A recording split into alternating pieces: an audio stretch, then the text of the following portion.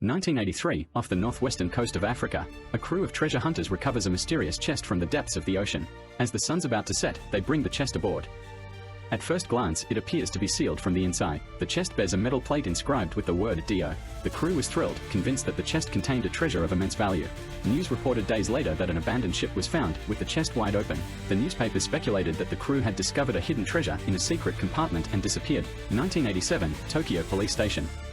Holy Kujo is summoned to the police station by two officers because her 17-year-old son, Jotaro Kujo, known as JoJo, has been arrested for severely injuring four men, causing fractures and concussions, but refuses to be released from his cell. Led to the cell, Holy is yelled at by JoJo to go home. Jotaro explains that he won't leave because he is possessed by an evil spirit, which he couldn't control during the fight. The other prisoners, terrified, rush toward the bars. Determined to prove the truth of his word, JoJo approaches the bars and extends his hand toward the outside. His hand begins to glow with an iridescent light. From the glow of JoJo's hand, a ghostly arm emerges, reaching beyond the bars and swiftly snatching a gun from an officer's holster. Among those present, only Holy seems to have seen the malevolent spirit. JoJo raises the gun to his own temple and pulls the trigger. To everyone's shock, the spirit's hand catches the bullet midair, stopping it between the barrel and JoJo's head. He then calmly returns the gun to the officer, while the bullet falls to the ground at his feet. Horrified by what she just witnessed, Holy believes she knows exactly who to turn to for answers. At Tokyo Airport, an enthusiastic Holy has gone to pick up her father, arriving from the States, our old acquaintance josephjoestar. After a warm embrace, Joseph asks about Jotaro's whole situation. Holy then falls to her knees in tears, explaining to her father what only she saw in the prison.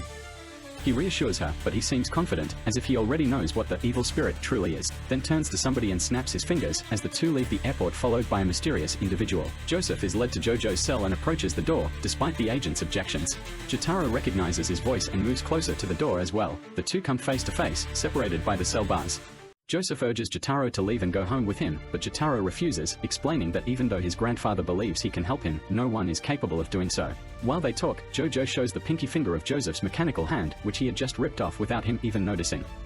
After tossing the mechanical finger back to him, Jotaro heads back to his bed, while Joseph, behind the bars, is impressed by his grandson's power. Joseph snaps his fingers and orders his mysterious companion, Mohammed Avdol, to pull JoJo out of the cell by force. Avdol warns that it won't be a painless process, and Joseph confirms for him to proceed. As Avdol is approaching, Jotaro warns that, no matter how muscular Avdol is, he won't succeed in his attempt. At that moment, Avdol strikes a martial pose, and a bright glow emanates from his body. An entity with a human-like form but a bird's face emerges from his body, passes through the bars, and approaches JoJo. This spirit releases flames that engulf JoJo, throwing him against the wall of the cell, while the temperature in the environment rises, astonishing the police officers. Pressed against the wall, JoJo's evil spirit appears, ready for a counterattack. JoJo's evil spirit reveals its full power, freeing him from the grip of the flames, and immediately launches an attack, grabbing the spirit summoned by Avdol by the neck. At that moment, the imprint of the evil spirit's hand is clearly visible on Avdol's neck. Avdol then turns to Joseph, warning him that he will have to fight seriously, risking injuring Jotaro if the battle continues, but Joestar confirms that he should proceed. At that point, Avdol's spirit engulfs JoJo in a chain of flames, pulling him toward the bars of the cell. The flames wrapped around JoJo's face restrict his breathing, and at that moment, Jotaro's spirit seems to withdraw back into his body. JoJo then is informed that the evil spirit is actually a spiritual manifestation of his life energy, known as a stand.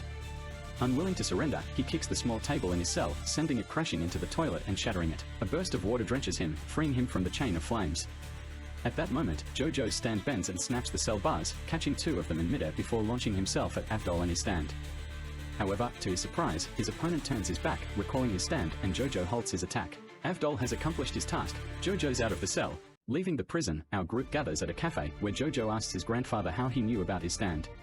Joseph explains that everything is tied to the tragic past of the Joestar family and shows his grandson and Holy some photos. They are pictures of the ship found northwest of the African coast 4 years earlier.